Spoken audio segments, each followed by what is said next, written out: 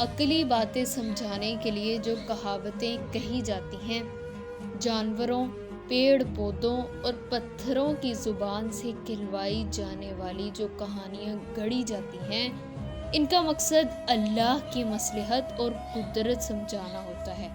یا اچھی عادتیں سکھائی جائیں اور اچھی اچھی صفات اور اچھے اچھے کاموں کے اثرات دکھائے جائیں، یا برے کاموں اور بری باتوں اور عادتوں کے نتائج بتائے جائیں۔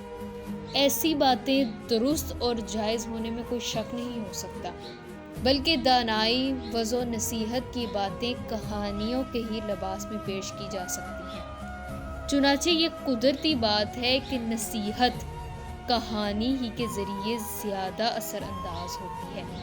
اہل بیت کی ایسی بہت سی باتیں نقل کی گئی ہیں کہ جن میں انہوں نے کوئی نکتہ ثابت کرنے کے لیے کہاوت یا کوئی حقائق بیان کی گئی ہے۔ مرتبہ امام نے ایک محفل اپنی تعریف میں اور امام حسن مجتبی اور امیر المومنین پر طعنہ زنی کے لیے سجائی تھی، جس میں موجود ہر شخص بیہودہ باتیں اور گستاخیاں کر رہا تھا۔ امام حسن مجتبی ہر ایک کا جواب دے رہے تھے کہ ایک مرتبہ امام نے فرمایا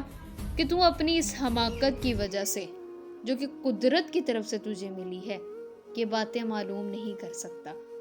امام فرماتے ہیں کہ تو اس مچھر کی طرح ہے کہ جو کھجور کے درخت پر بیٹھا ہوا ہے، اور اس درخت سے تو کہتا ہے کہ تو مضبوط کھڑا رہ، کیونکہ میں تجھ سے اترنا اور نیچے آنا نہیں چاہتا ہوں۔ درخت نے جواب دیا، یہی پتہ نہیں چلا کہ تو کب میرے اوپر آ کر بیٹھ گیا ہے، جو اب میں تیرے اٹھ جانے کا انتظار کروں کہ مجھ پر کوئی اثر پڑے گا۔